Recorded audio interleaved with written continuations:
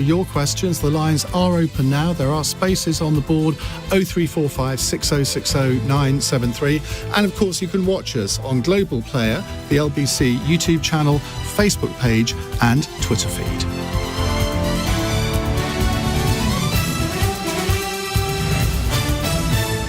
On your radio, on Global Player and Play LBC. Leading Britain's conversation. This is LBC. From Global's newsroom at 8 o'clock, the Prime Minister has told MPs he personally paid for the refurbishment of his Downing Street flat. The Electoral Commission has started a formal investigation, saying it found reasonable grounds to suspect an offence may have occurred. The Conservative Party says all donations that need to be reported have been transparently and correctly declared. Luke Pollard is Labour's Shadow Environment Secretary. It goes to the heart of our political culture, our democracy. And when it comes down to it, it's taxpayers' money that is potentially being spent here in a way that might not be truly transparent. Arlene Foster is standing down as DUP leader and First Minister of Northern Ireland. She says she intends to depart the political stage at the end of June.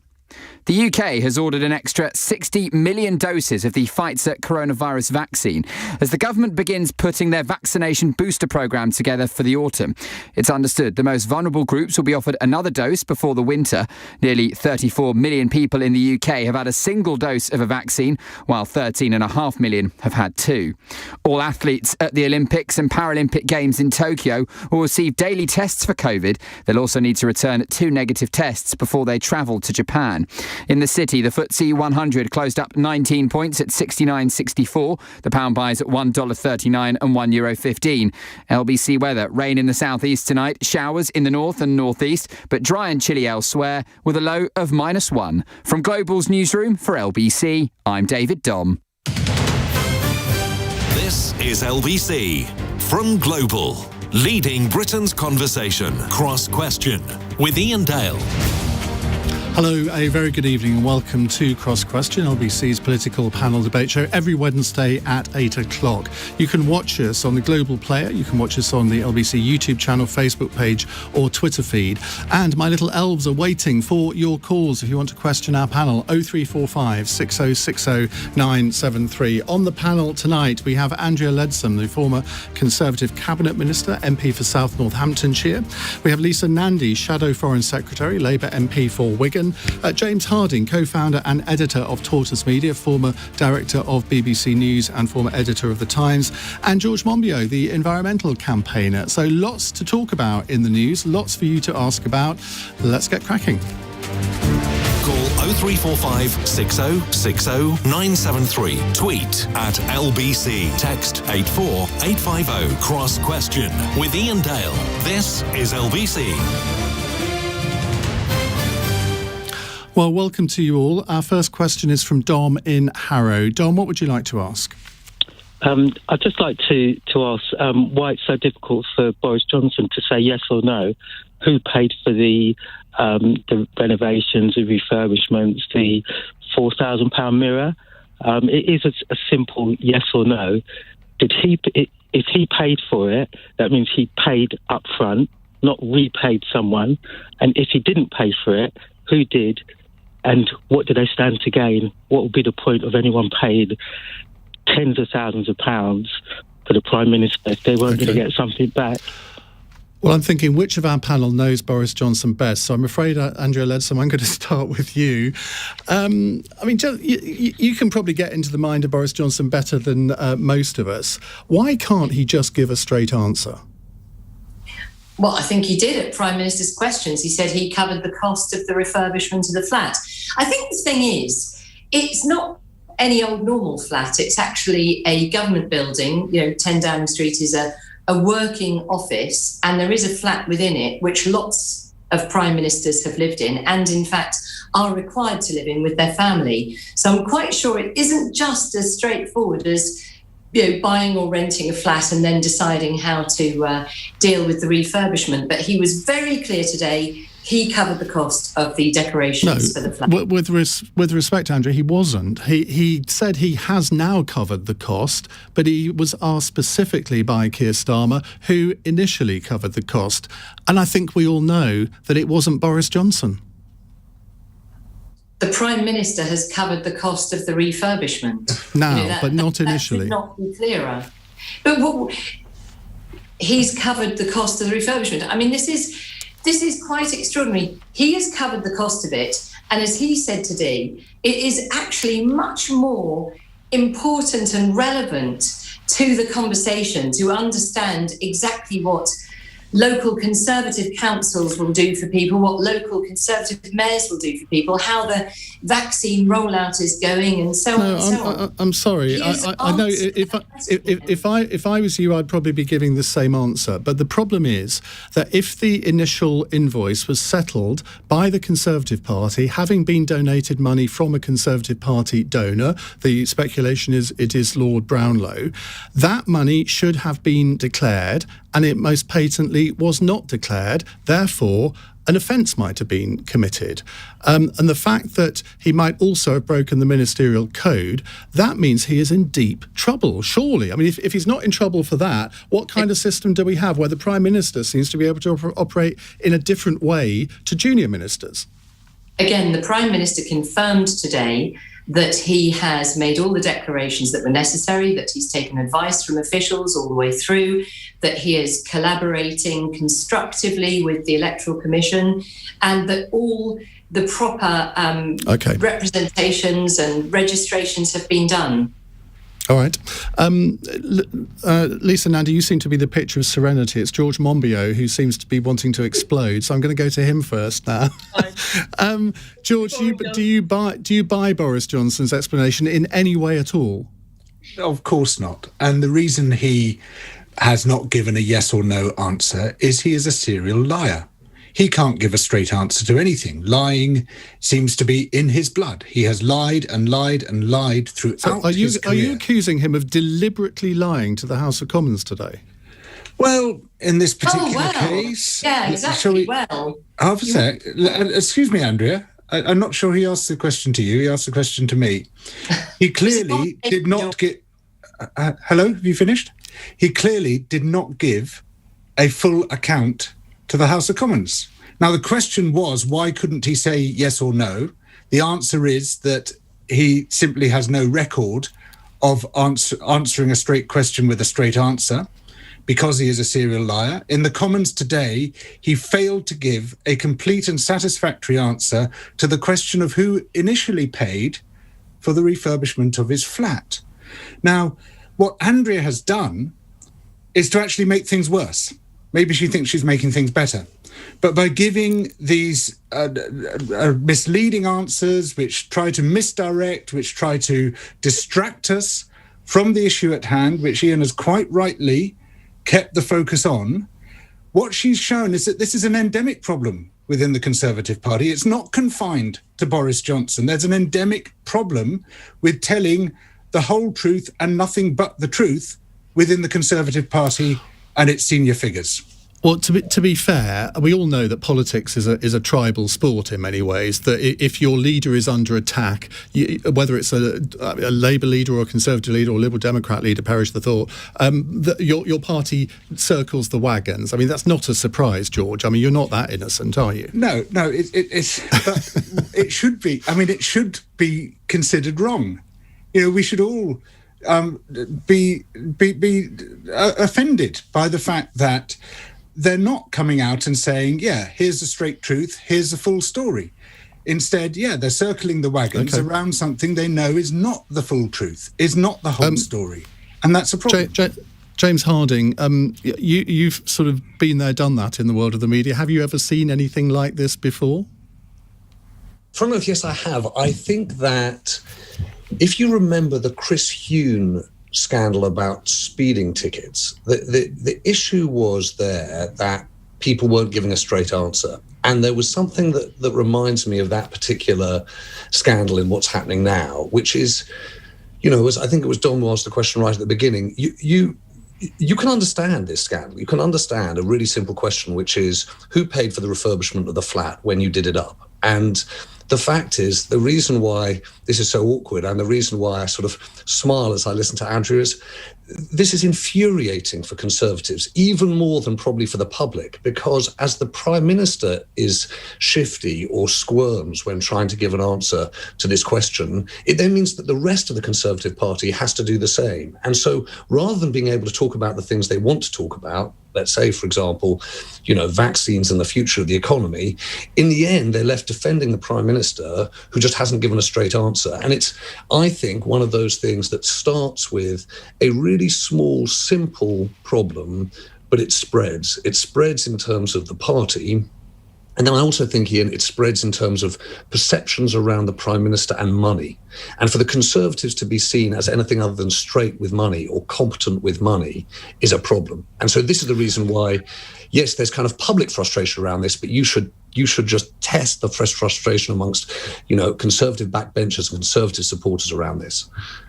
What about the general public, though? Because, I mean, if you think back to your two former jobs, maybe more than your current one, do you think this really cuts through with the general public? Sleaze certainly did. When New Labour came to power in 1997, that was part of the reason that Tony Blair got such a massive majority, because I think the electorate generally were fed up with the so-called sleaze. Do you think this is cutting through at the moment, though? And if it isn't now, what would make it?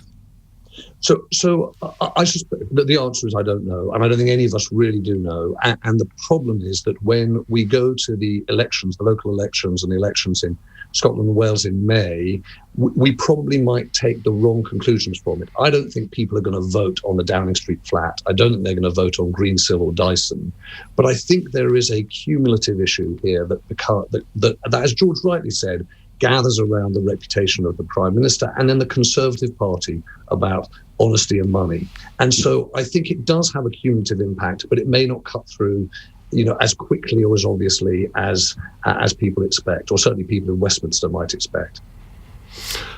Lisa, Nandy, your time has eventually come. Do you think sometimes that opposition politicians can get a little bit too prim and proper over this? Because there are political scandals, financial, sexual, whatever, in all political parties. Why do you think this one is different? Well, I do think it's slightly different in that he's the Prime Minister and that this is a repeated pattern of behaviour that we've seen from him. I mean, even today in the House of Commons at PMQs, when he stood up and refused to answer questions about who paid or gave him a loan or a donation initially for the flat, he also managed to lie as well about the Labour Party's voting record on Brexit. It was just a small point, but it's just an aside because it happens so often that I think we're now all becoming slightly immune to it. And I guess to answer your question, Iain, I do think there's a problem in politics with tribalism and point scoring, but I think that only comes when you're not able to call out this level of appalling behaviour on your own side. And that's why I quite simply couldn't believe what I just heard from Andrea, because, if a Labour politician was doing this, you would hear from me that I thought that behaviour was unacceptable. And I think we have to be even if it was your party leader who was Prime Minister, that would be, shall we say, in the Westminster parlance, a very courageous thing for you to do as Foreign Secretary. Well, let's just say I have some form. I have some history on calling out my party leader. So that is true. That is a fair point. It's the answer. I mean, look, of course, there's always going to be money in politics. We don't have state funding in this country. So political parties raise money. I ran to be leader of the Labour Party last year. I had to raise money. I didn't raise very much, but I did raise some money, and it had to be declared. And there is a reason why we have the rules that we have. It's so that other people, the public, can judge. They can see who's given us money. They can see who's done us favours, and therefore they can see if we do favours for those people in return. And to answer Dom's question, the reason I think that the Prime Minister didn't answer the question at PMQs today is not just, as George said, because he's a liar, but because he doesn't really think deep down in his heart of hearts that we deserve to know. He treats the public with absolute contempt. And in the end, you asked about cut through on the doorstep. In the end, I think it's that will be the end of him, because I think people are starting to really do that. Have you must have been going around the country in local elections. Are you getting any of this be honest, are you getting any of this on the doorstep? Because he says people want to talk about the issues. So I agree that other issues come up more. So nurses' pay really did anger a lot of people in the country, and we've heard that a lot on the doorsteps. And I'd say so far James is probably right. Nurses' pay has been a much bigger issue that people are angry with this government for, especially because they clapped for our carers and then they went out and did that. I think that really offends people's sense of decency. But, I was in Bury a few days ago, my own home patch where I spent my teenage years. There was a man hanging out of his window shouting at one of my colleagues on the doorstep, "Never again, never again." I rushed down the road, having got so used to people shouting at us on the doorstep in recent years that I was convinced he was shouting at the Labour Party. And what he meant was he'd voted Tory for the first time in 2019. He was never going to do it again because he thought they were a corrupt bunch of, I won't say what he said, but best not. It's not after 9. It's not after 9 yet. James, did you want to come back there? I just think there's one other thing about the problem, and Andrea, I know that you actually I'm sure you do think about this quite seriously. Part of the problem with not giving the straight answer is that it just causes more suspicion. And the interesting thing is that what's been left with is even Iain's account of things, which is, oh, well, it's probably the case that Lord Brownlow made the initial payments. Well, now you don't know that. And so now what I think happens is that there's a questioning, which is, well, what are the broader state of the Prime Minister's finances? Who was he lent on for financial support? This thing I think just mushrooms. And I think that's one of the things that is becoming a theme. And, Iain, you made a point about the extent to which kind of sleaze cuts through. I don't think one thing cuts through. I don't think people look necessarily at one issue, but they begin to say, look, there's a pattern of behaviour here about politicians and government money, about the extent to which people do and say things behind closed doors. And that really is corrosive to, confidence in the Prime Minister, but also confidence in politics and the government generally. So that, I think, is the price of it. It's not just short-term political news cycle. I think it's longer term than that. Andrea, that's a fair point, isn't it? When these things start building up, I think there are 9 different inquiries going on at the moment. It does get to be corrosive, and at some point, Conservative backbenchers aren't going to put up with that much longer. I mean, I don't circle wagons. I'm with Lisa. I will speak out. If I see wrongdoing, I will speak out. I mean, I have the greatest regard for Lisa, and she and I have agreed on a lot of things over the chamber. And I would not just come out here and defend what I would see as the indefensible if I thought it was indefensible. What I heard the Prime Minister say at PMQs today is that he's covered the cost of the refurbishment, that he's absolutely completed all of the electoral registration and the ministerial code requirements and so on. He was absolutely clear about that. Now, I do understand that in this kind of very tribal period, particularly in the run-up to local elections, then people will jump on absolutely anything and try and sort of make 2 and 2 add up to 5 and so on. But on this occasion, I actually do think that the Prime Minister is being harshly done by. He did answer those questions today. I simply don't agree with what you're saying. And the other thing I would also like to add is I was out on the doorsteps today and will be again tomorrow. People are not raising this with me. What they are raising is how fantastic the vaccine rollout is and how desperate they are to get back to some sense of normality. Well, we might come on to that, but if you found out that you had been misled and that he didn't make the proper declarations to the Electoral Commission, or maybe it might not have been him, it could have been the Conservative Party Chairman Ben Elliott, for example, who handles all donations. If you found out that you had been misled, what would you do about that then? Well, I don't expect to find I've been misled, but as I say, I don't circle round just for the sake of it. I'm not that kind of tribal politician, so I'm not coming on here to sort of try and defend something I just think is completely not true. I get that others disagree, but I'm telling you my opinion. Andrea, quick 20 seconds from each of you. James. Sorry, just to point out, Andrea, Iain's right to raise the issue for Ben Elliott, the party chairman, because that's the next place this goes, isn't it? Is people will start questioning the way in which the chairman is running the party. Lisa, did you want to come back quickly? Well, just to say that it's become very apparent in the last few days that the Prime Minister did take some kind of loan, or somebody stepped in to cover the costs initially. That is why he won't answer the question. That's why we've had completely conflicting accounts from him and his former press secretary. That's why we're getting all these leaks coming out of government. And given that that is clearly the case, he didn't declare those donations in line with the rules. He has broken the rules. That is a really, really serious matter. And, it poisons politics. It absolutely shakes people's trust in the system. George? I think that Boris Johnson isn't very bothered about that, but I am. George, you seem to have calmed down a little now. I'm afraid Andrea just comes across as gullible.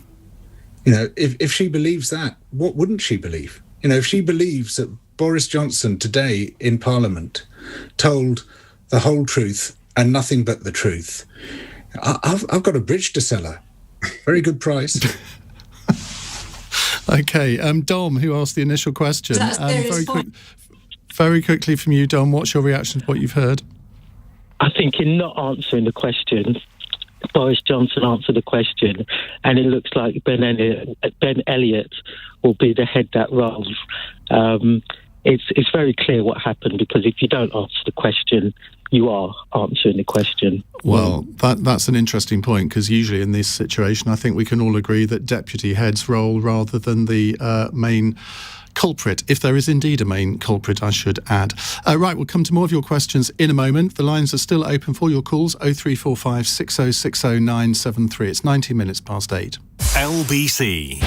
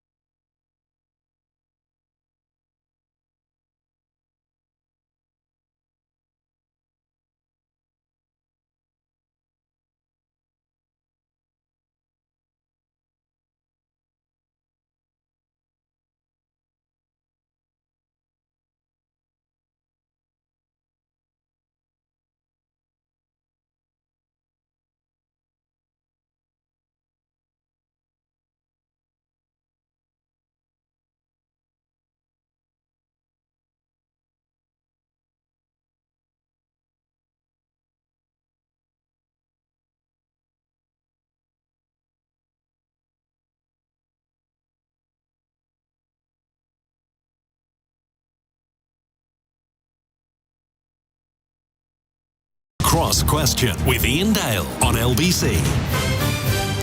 It's 23 minutes past 8. Next week on our panel, we have the Liberal Democrat MP Sarah Olney, Liz Saville-Roberts from Plaid Cymru, Charlie Faulkner, Lord Faulkner from the Labour Party, and Nus Ghani, the Conservative MP. With us tonight, though, we have Lisa Nandy, the Shadow Foreign Secretary, Andrea Leadsom, former Conservative Cabinet Minister, James Harding, co-founder and editor of Tortoise Media, and George Monbiot, the environmental campaigner. Now, we've got an interesting question coming now from Martin in Rotherhithe. Hi, Martin. Evening, Ian. How are you? Hello, very well, thank you. What would you like to ask? Yeah, my question to the panel is, as a younger person who has had both doses of the COVID vaccine, I was just wondering what the panel's views are on the podcaster Joe Rogan telling young followers that they should avoid the vaccine. Well, let me just give a little bit of background to this, because Joe Rogan apparently has the most popular podcast in the world. I thought that was me, but hey. He has been criticised by the White House and Dr. Anthony Fauci after he told thousands of listeners to his podcast to skip the vaccine if they're young and healthy. He told his Spotify podcast, The Joe Rogan Experience, that a healthy 21-year-old had no need of the vaccine. He says if you're a healthy person, you're exercising all the time and you're young and you're eating well, I don't think you need to worry about this. Big news in the United States. Lisa Nandy, what's your view on that? Well, I mean, I haven't listened to the comments, but based on what you've just told us, I think it's absolutely disgraceful. And I think this has to be called out in the strongest possible terms. I've been really concerned about the way in which the anti-vaxxer movement is growing in pace, not just online, but it seems to be spilling out into the real world as well. I was just walking down my street, just come back from London this afternoon, and there are stickers up all over the place saying break the lockdown, go out and live your lives. I think this is unbelievably disgraceful. It's not just that the vaccine protects you, the vaccine protects other people. It protects your friends, it protects your family, it protects your neighbours. There's growing evidence about how much this vaccine reduces transmission rates, and it is only by getting infection rates down that we're going to stop new variants emerging and make sure that we get the vaccine rolled out quickly enough to get rid of this awful, awful disease. You only have to turn on your telly and look at what is happening in India to start to realise how absolutely reprehensible this is.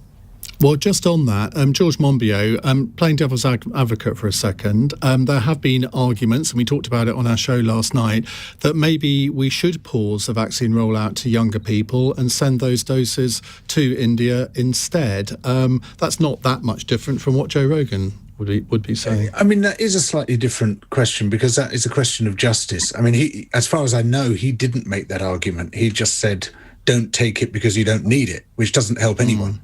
I mean, it's absolutely right that, you know, vaccine hoarding by rich nations is just unjust. It's just wrong. And it's also self-destructive, because it means that the coronavirus continues to ramify and proliferate around the world.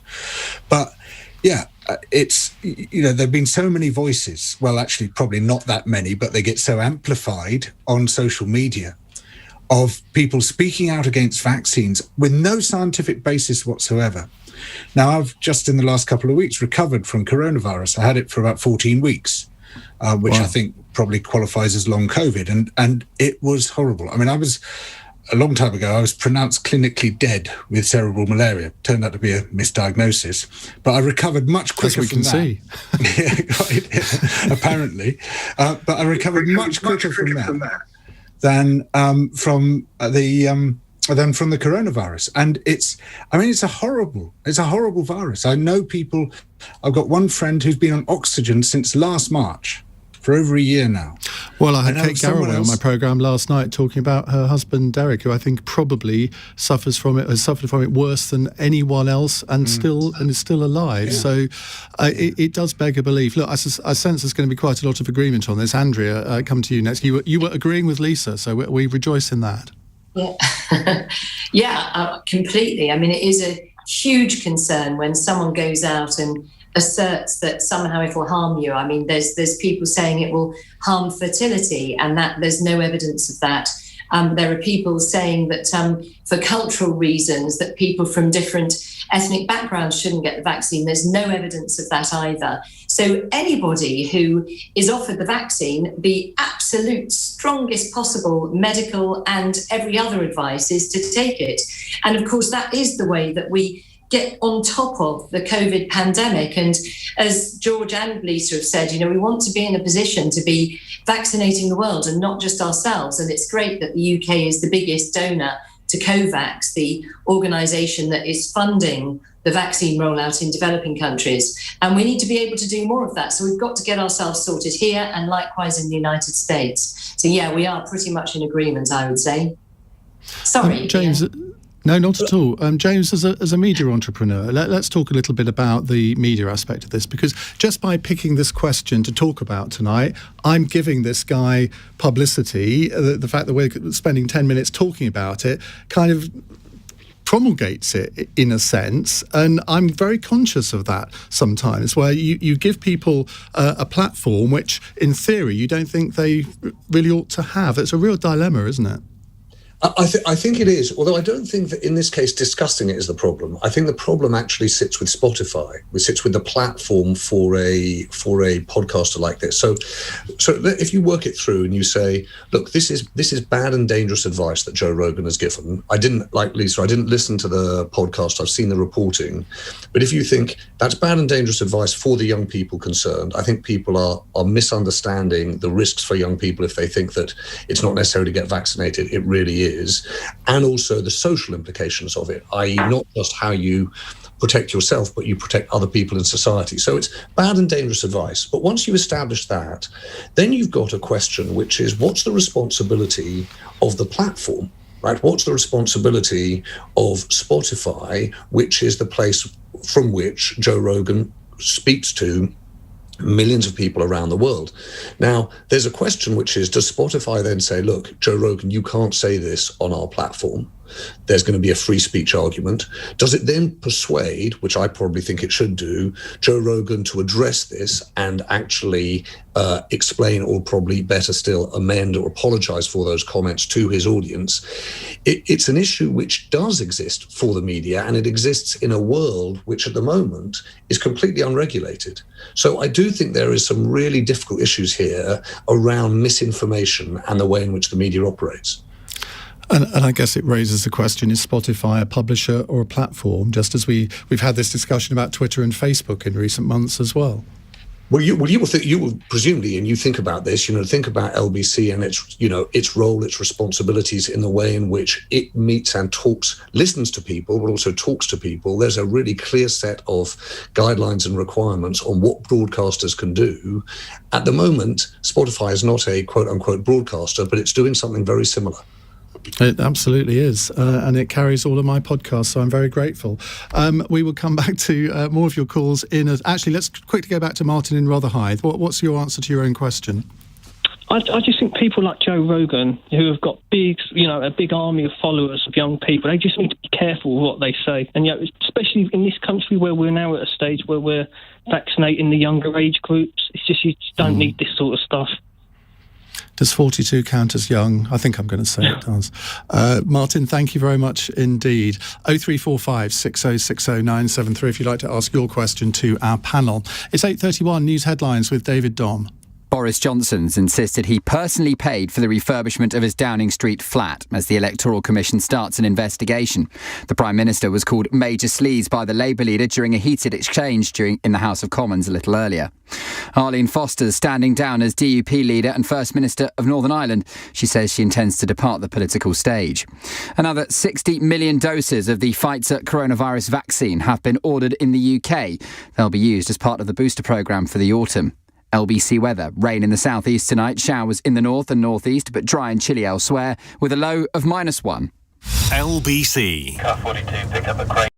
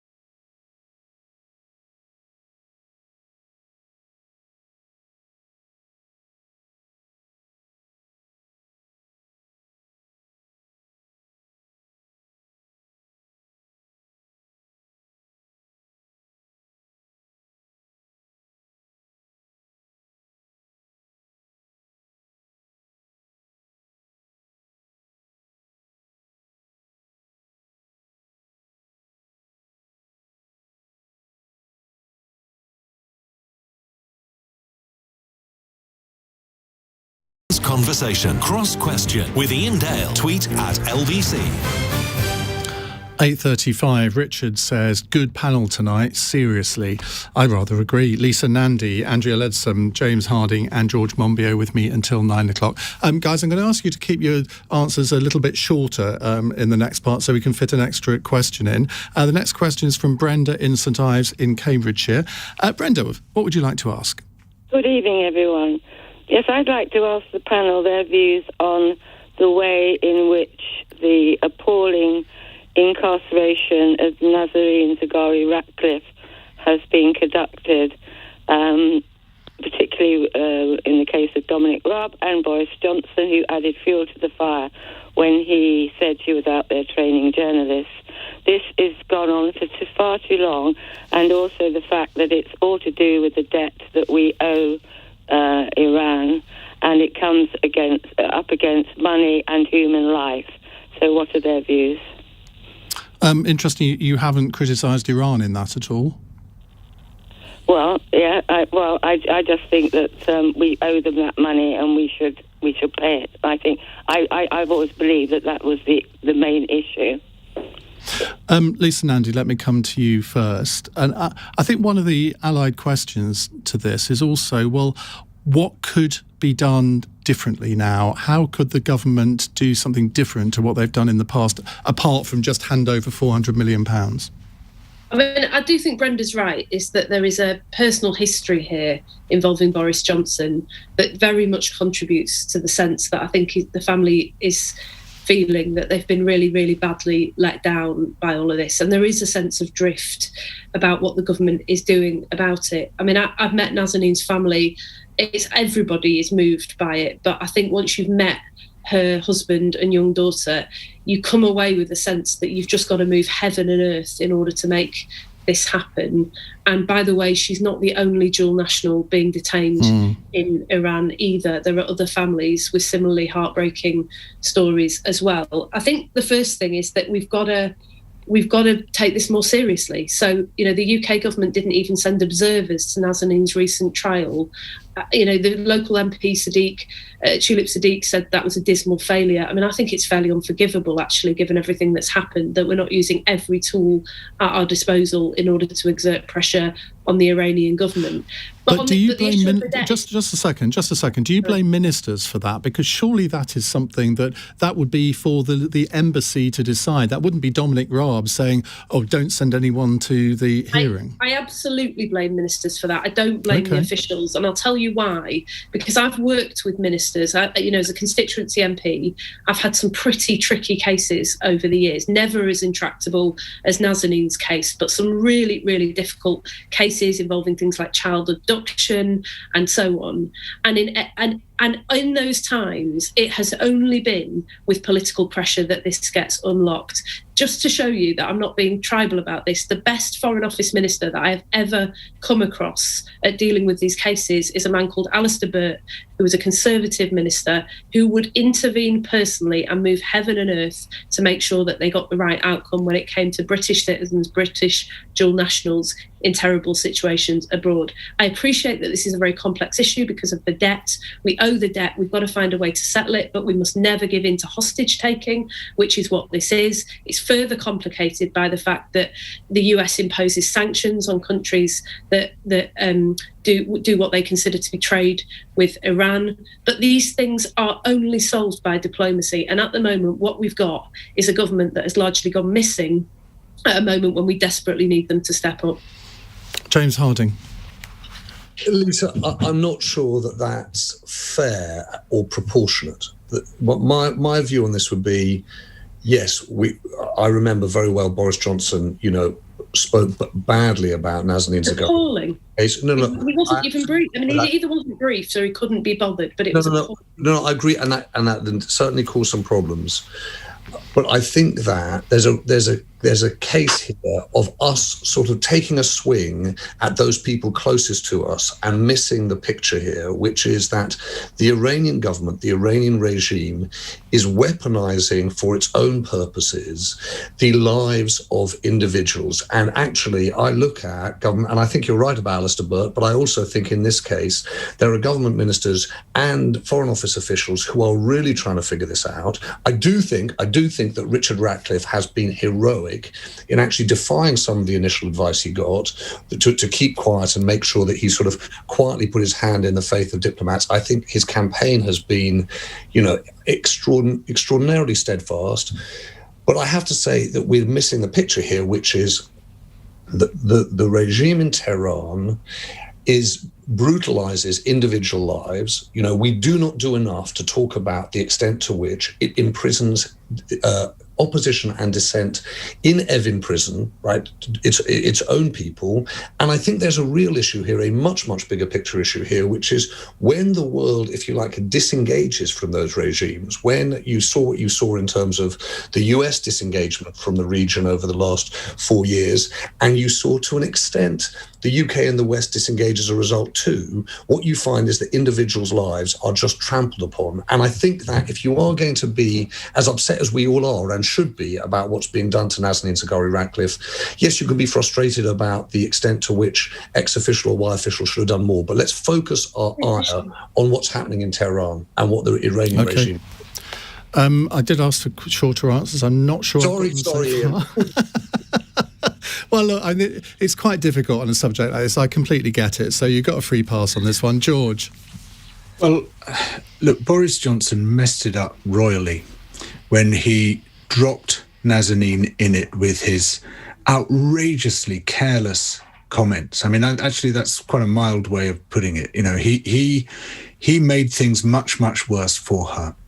And as a result of that, this should sit on his conscience, and he should be going the extra mile, taking every possible measure to try to get her out, and really whatever it takes. And yet somehow, as ever, he's washed his hands of it and moved on.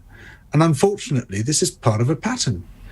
Causes chaos, destruction, washes his hands, moves on. Do you not think, though, and I mean, again, I'm slightly playing devil's advocate here, but on these cases, there is no government that is ever going to say publicly exactly what is going on behind the scenes. We don't know all of it. I mean, I don't know, Lisa, what relationship you have with Dominic Raab, whether he briefs you off the record to keep you up to date on things like this. But clearly, you can't sort of make public everything that's going on behind the scenes. No, but what he should have made public was that he got it completely wrong, that he was way out of line. He should have done everything in public that he could to roll back the public statement he made, which dropped Nazanin into even bigger trouble. And this is on him. He can't shrug this off, or he shouldn't. We shouldn't allow him to. Andrea, that's a fair point, isn't it? But what do you think can be done that isn't being done now? I mean, I think the situation is horrendous. She's suffered so much, and her child and her husband. I mean, it is absolutely horrendous. What I can say is that that her situation was discussed frequently in cabinet when I was in cabinet, and I would not agree that she's been forgotten about at all. Obviously, this issue with the 400 million is that there are sanctions, and there has been discussion about how that could be managed. But let's be completely clear who is at fault here. It is the Iranian regime that are imprisoning somebody. And not only that, but they let her out for 5 minutes, and now they're trying to sentence her again. This is utterly appalling. And actually, what I would be feeling is that if they were to perhaps show some willing by releasing some of these dual nationals, then it might be much more tempting to find a way to repay that debt. But the reality is that you cannot have hostage taking. You cannot pay money against international sanctions against a regime that is an extreme threat to the world. So, I would say Dominic Raab, who I've had many briefings on, lots of absolutely horrendous cases like that of my own constituent Harry Dunn, who was killed by an American citizen. He takes a huge personal interest in these things. But I think you're right, Iain. It's not possible for government ministers to go out and tell a sort of blow-by-blow account of what they're doing behind the scenes every time. But do you accept that George and Lisa do have a point, that had Boris Johnson not said that about Nazanin Zaghari-Ratcliffe, about her situation in front of the Select Committee, that, things might have been different? I sincerely regret that he said that, definitely. But I don't think any of us know if it would have been different. Okay. I think it was potentially used as an excuse, but I don't think you can say categorically that that's why she's still in prison. Definitely not. This is on the Iranian regime, and it's they who need to be honest and support the fact that she's an innocent woman who's been incarcerated for far, far too long. They need to release her. OK, Brenda, what do you make of what you've heard? Well, I'm just praying that she doesn't die in prison. And I would say the word integrity comes to mind with Boris Johnson. That, explains it. Yeah. OK, Brenda, thank you very much. More of your calls to come. It's 8:46. This is LBC.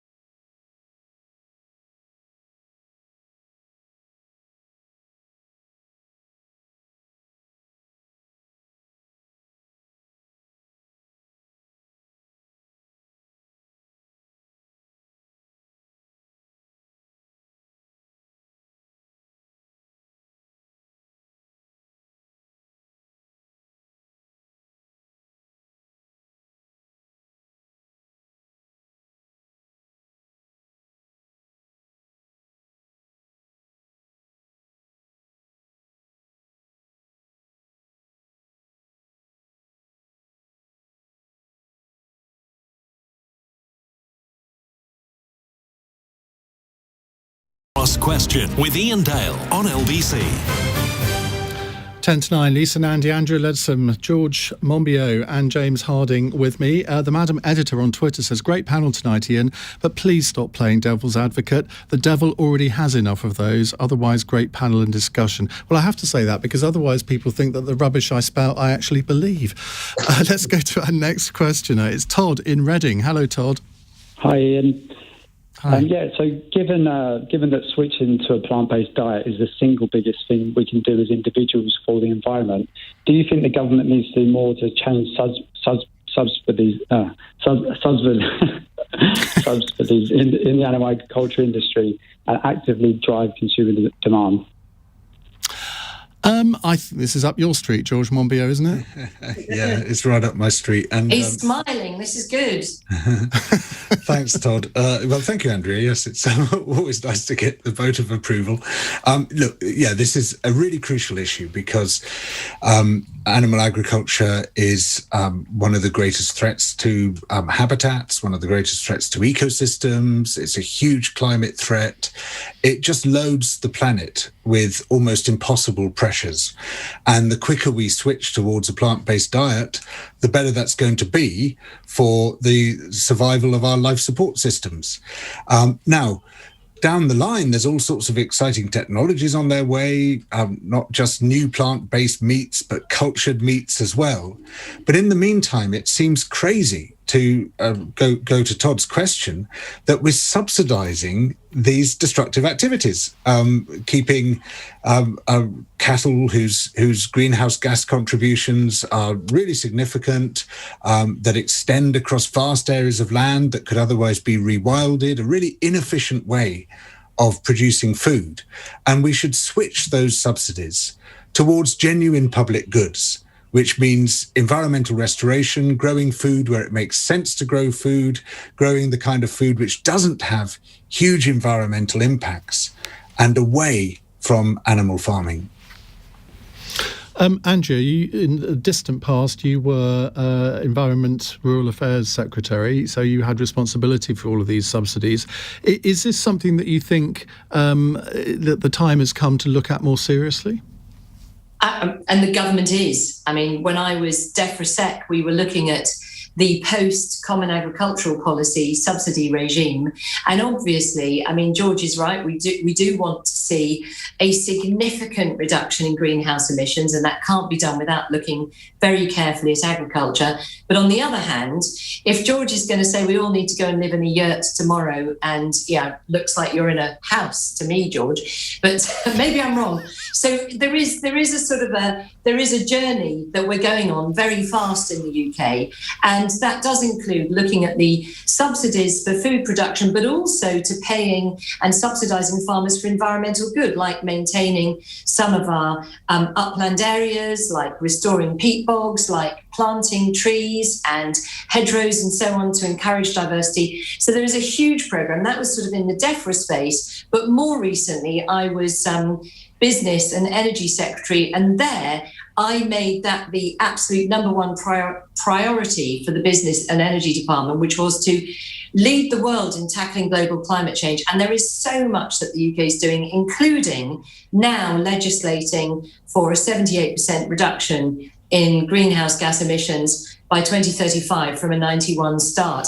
And these things, Okay, Andrea, I'm going to stop you there because we're going to run out of time very shortly. But on that 78% figure, James Harding, that is quite interesting because it's actually 8% more than the German Green Party are in favour of. So Boris Johnson set actually more ambitious targets. Is this one way of helping him to reach that target? Well, to be fair, I think that a lot of us in the media, should be honest, we've been playing catch-up with George Monbiot and I suspect people like Todd for quite some time. But it feels as though we're actually at a really exciting moment now where people have stopped questioning whether there's a problem and starting to think about what the answers are, what the solutions will be. As it happens, for example, at Tortoise, we're actually holding a climate summit tomorrow for the whole day to say, how do you accelerate net zero? And agriculture is definitely a part of it. The big questions that I think we're all trying to understand now are carbon prices and carbon taxes. How could those be priced properly and make a real difference? So yes, agriculture is certainly part of the picture, but I think Andrew's right too. There's energy. There's there's a big sweep of changes that need to be made, and it feels as though people are beginning to think now about those kinds of systemic changes, not just in farming, but across the way in which our economy and society works. Lisa, Nandy, if I say plant-based diet, what's the first thing that comes into your head? Well, actually, about how much it annoyed my mum when I decided to become a vegetarian when I was 15. I have actually stuck to it ever since. Always the rebel. But as someone who, I totally agree with George that we've got to find ways to reduce the impact on the environment. And as someone who has been a vegetarian since I was 15, I just don't see how lecturing people about the personal choices that they make actually helps to make the progress that we need. I very much agree with the way that he was talking about, for example, subsidies, the way that James was talking about carbon taxes. We've got to find a way to tilt the system so that people move of their own accord, particularly in relation to air travel. A lot of the debate around air travel is about having a go at families in constituencies like mine in Wigan who take one holiday a year, save up for it all year, look forward to it, when actually we've got global businesses that are structured in such a way that they're flying executives all over the world all the time. And we've seen in the last few months how unnecessary that is. We're sitting here in different corners of the country having a chat with you and with viewers in very many towns and cities across Britain. That's, we can't go back to where we were before. We've got to change. And I just feel like we're missing a trick here, really, because so much of the debate often feels so disempowering to people, telling people that they can't do this and they can't do that, when actually I just feel it here in Wigan. I get more letters about the environment and green open spaces, more emails about that than any other single subject. And that has been the case over the last 11 years. There is a huge coalition to be built in this country for environmental change. Things have changed. People. When I worked in Parliament, it was all about animals, but there we are. George Monbiot, final word from you on this. I just find it curious that, still people like me who have been looking into technical, political, economic solutions for so long, as soon as you say we need to go further, suddenly we want everyone to live in a yurt. Now, I realise that for Andrea, this is a kind of John Lewis nightmare, and that, she obviously thinks that people like me want nothing more than to make everyone else live in yurts. Now, if she can show anywhere in the record that I've ever suggested everyone should live in yurts, I will send her £10 towards the refurbishment of her house, as long as she promises to declare it in the Register of Interest. Well, just on that point, we have a text from Debbie in Newcastle, and we'll finish on this, and you might want to think about your answers very carefully. Is John Lewis posh? Andrea Leadsom. It's fabulous, and bits of it are posh. Yeah. I remember when I bought my first piece of furniture from John Lewis, I thought I'd become a bit posh by doing that. Lisa, Nandy, do you have John Lewis furniture in your house? I just sometimes go and walk around John Lewis just to marvel at how calm and lovely it is. I'd say it's a bit posh, but I think that's no bad thing. Can I just put in one plea, though, please? If we all have to go and live in a yurt, can we just not have to go and live in one together? As much as I've enjoyed this programme. I don't think George would want me in his yurt. I don't think he would either, to be honest. Spirited as I am. George Monbiot, is John Lewis posh, George? I don't know if they sell yurts in John Lewis. It's a lot posher than the charity shop where I get my stuff from. I think the answer, Ian, is that if John Lewis did yurts, we'd all be very comfortable, be properly taken care of. So yeah. Well, never knowingly undersold, or is that out of date now? And maybe they've changed that. Listen, thank you so much. You've been a great panel. George Monbiot, Andrea Leadsom, Lisa Nandy and James Hardy. We'll have you all back in the future if you'd like to come on again. Thank you very much. Well, coming up in the next hour, we are going to take your calls on the big political story of the day. You know what it is. It's Boris Johnson, what he said at Prime Minister's Questions. And to those of you who think, as I've been seeing on Twitter, that this isn't a story, why are you even covering this? I'm sorry, it is. When the Electoral Commission investigates the Prime Minister for a possible breach of the law, don't be surprised when people want to talk about it, and that's just what we're going to do in a moment. Do you believe what Boris Johnson said at Prime Minister's Question Time? And if you don't, what should happen then? 0345